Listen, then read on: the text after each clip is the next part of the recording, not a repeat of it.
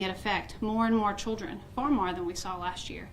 And we knew ahead of time, and ahead of the governor's announcement yesterday, that masks were going to be a very important part of mitigation within our school system. The most important thing is to provide our kids with a healthy place to continue their education. And masking during a time of surge is one of the most important things that we can do to mitigate that risk so that we can provide a healthy education for every child. With the governor's announcement yesterday, that makes it even more important for all of us to get behind every school in our parish who will be masking kids 5 years old and older. Why are we doing that? Because so many kids in our school system can't get the vaccine yet. EBR has led the way and offered vaccinations at the end of last year's school year to many people who could receive the vaccine, those kids 12 and older, and many took that vaccine up. Our Lady of the Lake will continue to partner with EBR to allow kids who want the vaccination to get vaccinated as they start the school year. But most importantly, for those who cannot, masking is the most important mitigation measure that we can help allow our parents to feel more comfortable sending their kids to school, our kids to interact with each other during school, and most importantly, to have a healthy education. We look forward to the start of the school year next week. I absolutely do. And look forward to continuing to meet as a medical advisory panel so that we can adjust our mitigation as we see this surge hopefully start to decline soon, and to continue to keep our classrooms safe.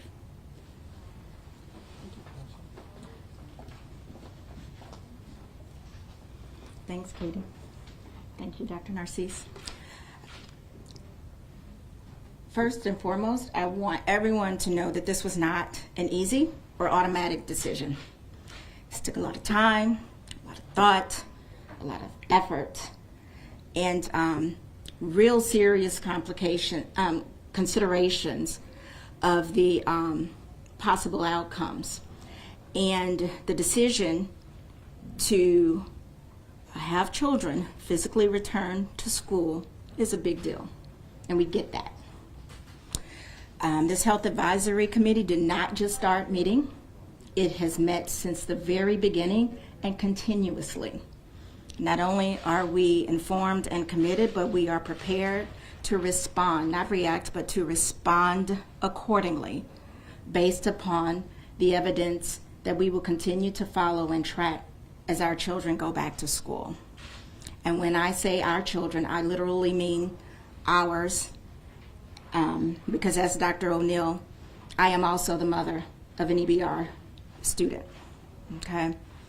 So it is professional and it is public, but it is also personal because I want to know that my child is well. And I'm not going to send my child knowingly and deliberately into harm's way.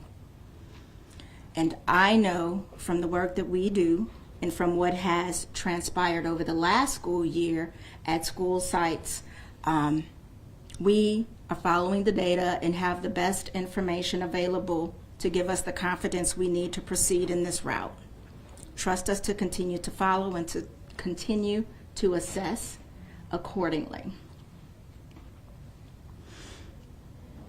A lot of school-age children cannot get vaccinated. They are not yet eligible. Studies are underway. But we do not know when emergency use authorization or approval will come. But what we do know is that masks work. We know this.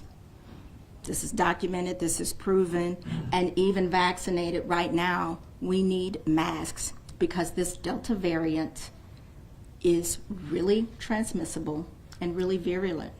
And we want to keep everyone well and safe. And until enough people are vaccinated, we are going to continue to need to wear masks and practice the other public health measures that we've advised from the very start of this. And we know EBR has been very diligent in doing this.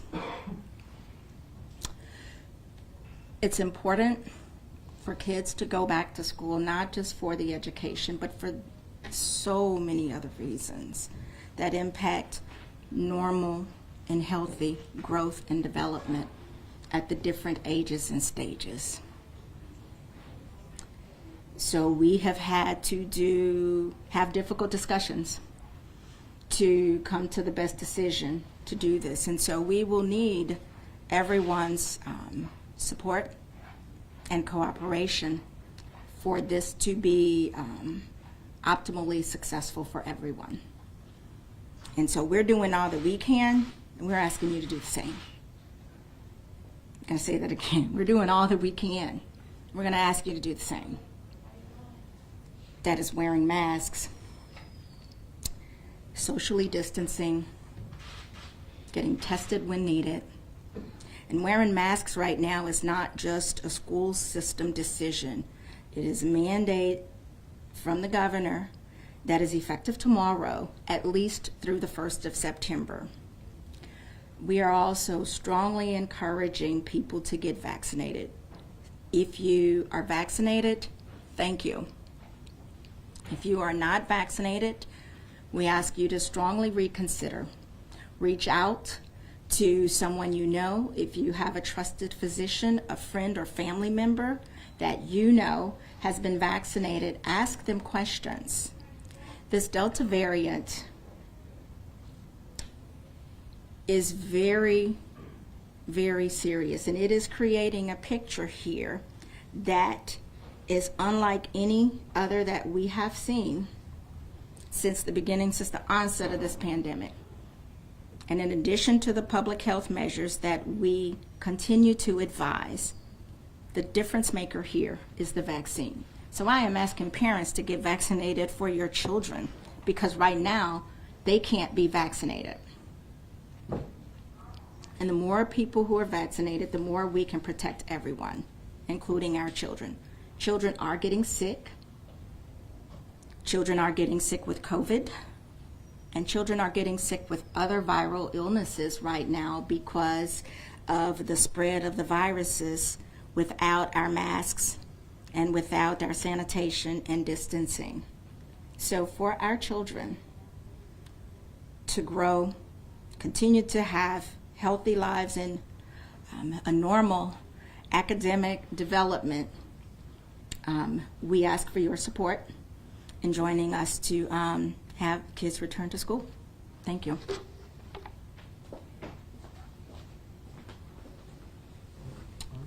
So we'll take any questions. So you all are going to full in person. There will be no virtual option? We have, schools will be in person. We have created a virtual school. If a parent does not feel comfortable for their child to be in person, then we have an easy process for them to be in the virtual school. And our virtual school is a pre-K-12, also with a magnet component. And what about some of the older schools? Some teachers feel that they don't have the space to follow the guidelines for 3 feet distancing. How do you plan to address that? Yeah, so we've been working with our facilities office. They've been going to look at particular schools to see how we can ensure that protocols are in place for that. We have guideline that we've set out, COVID-19 protocol guideline that you'll see on our website, which talks about the spacing, and we've been already having discussions with principals to notify them of the protocols. Would you all offer COVID leave to employees? No, at this time we will not offer COVID leave to employees. So if a student does test positive, what's the protocol for that? Are there close contacts going to quarantine, or how does that work this time? Yeah, let me allow Stacy Dupree, our Chief of Student Support, who helps us work through that to give you what the protocols are. But we have same protocols we had last year on isolation. Stacy? I want to make sure I give you an accurate answer. Could you please repeat the question? So my question was, if a student does test positive, are the close contacts, do they go into quarantine? Is the class switching to virtual learning? How does it work when someone tests positive? So when someone tests positive, we follow the protocol provided by LDH and our medical professionals, and we do close contact tracing. We look at the guidelines, and we contact immediately the parents and our guardians of the students who are close contacts. The state and CDC requires an isolation room for kids who are positive. In addition to that, we have a self-quarantine room. So we go one step beyond. So we make sure our students who have symptoms have an isolation room. The students who have to quarantine or in a quarantine room, following all protocols. And we work with them to get their assignments as needed. We work with the teachers, just like we've done in the past. So do could they opt in for the virtual learning, or can still come to school even if they have COVID? I'm just still a bit confused on that. Dr. Narcisse, I'll hand that to you. Can you repeat that question? Yes, so basically if they have COVID, they have the option to do a virtual online, basically. Yes, so if that ends up happening, we'll work through to move the child into the virtual school to go to do that process. But schools will not do what they did last year, where they did virtual and in person simultaneously. That was a huge challenge for teachers, and so we now have virtual school teachers. And so we'll work through with parents to move the child into that space, and then from there we have entry points for them to go back into their regular schools. Do you have a percentage of your staff that's vaccinated? Yeah, that's a great question. We don't have an actual percentage of the staff to get vaccinated. Right now, in our process of calculating, Stacey, you want to share how because we look at actual parish numbers. So because vaccinations are voluntary and they're protected by HIPAA, I'm not a medical expert. I'd have to ask the wonderful ladies behind me. We cannot request to say, are you vaccinated or not? So what we do is we look at the parish data and we extrapolate. So the parish and regional data is a good reflection of the community as a whole. I have a question on this front. So the school system decided not to mandate vaccinations, but we just saw today that Our Lady of the Lake has. Keep seeing other employers do this. What would it take for that to happen? Can you repeat that one more time? Mandating vaccination of all employees, what would it take? Yeah, at this time, that's not it's not a process that we can go through. I have to figure out with our team how we can actually do that. I mean, all we have done has been to, that's something that we'd have to look into. I mean, right now what we have said is we've encouraged that to happen, but we have not been able to go into saying, we mandate that. My understanding is the people who are mandating now are operating the same laws you guys do, so it sounds like more of a decision than a legal obstacle. Well, it's something that I think legally we have to look into. I mean, if that's something that we can do, it's something we could look at and go from there. Once a student does test positive, is that virtual school a separate school, or are they going to have the same teacher like last year? Once a student tests positive, no, their goal will be to put them in a virtual school. Okay, so it's completely separate? It could be separate, that's correct, yes. And I can call up just for the legal question. I know you wanted to answer. We have our general counsel here, Mr. Gwen Shamlin, can help us with that response.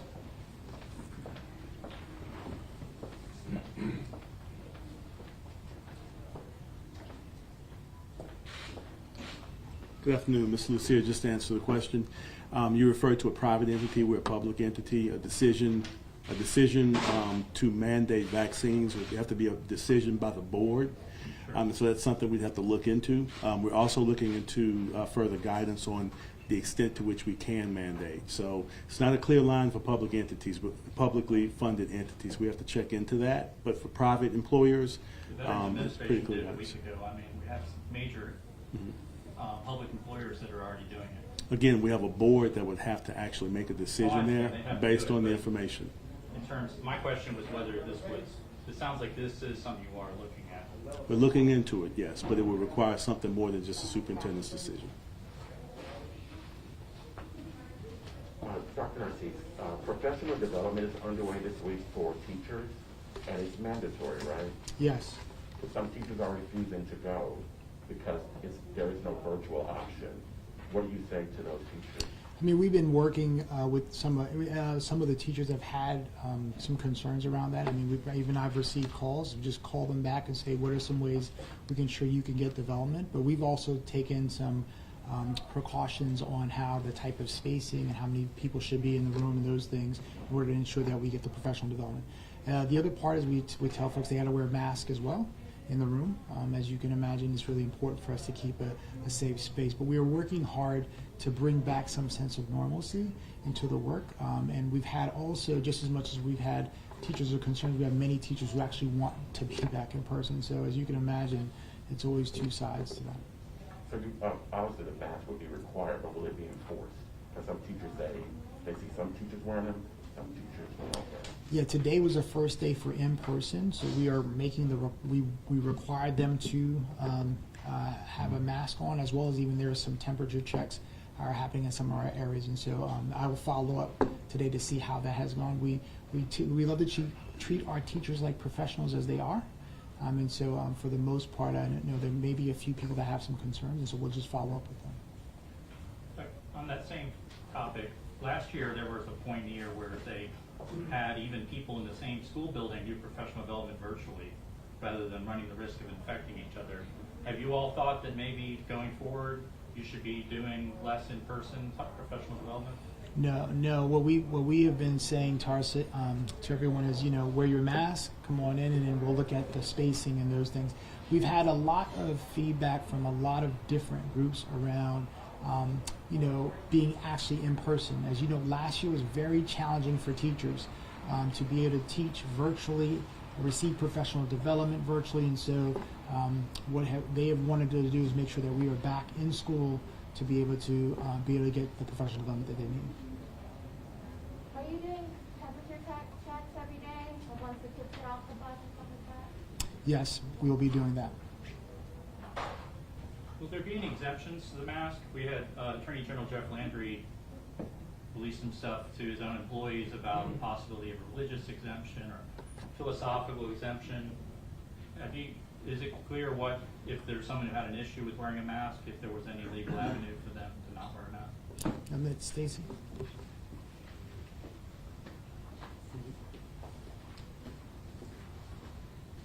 So I'm going to handle the medical component, and I'll let Mr. Shamblin handle the legal component.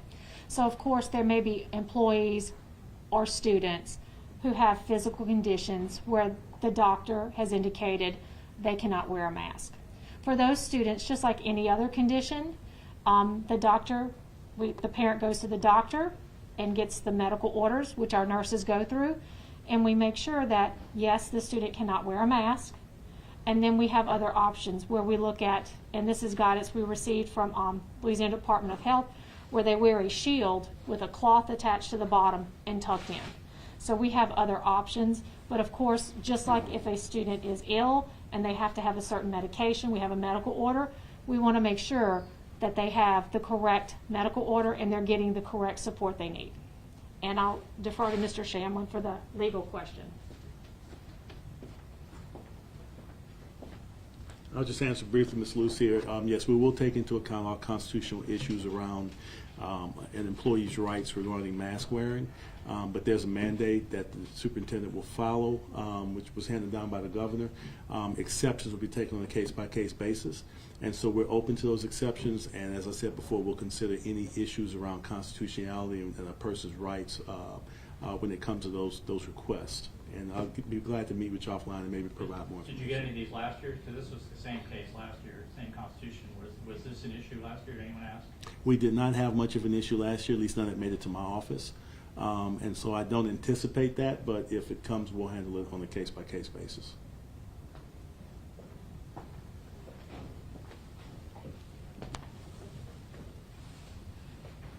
Maybe one more question and then we'll wrap it up. I have a question for Dr. O'Neill. All right, Dr. O'Neill? Can you talk about the decision the hospital made about mandatory vaccines for all employees? Sure, I'd be glad to. I joined the Lake 11 years ago, and when I did, I joined as the medical director of infection prevention. At that time, my sole role was to ensure the safety of our employees and the safety of our patients, and to prevent them from becoming ill. The Lake has never wavered from that as its top mission, which is patient safety and employee safety. And I'm very proud to be part of an organization who made that step today to ensure that all of our patients and our employees are as safe as possible during this pandemic.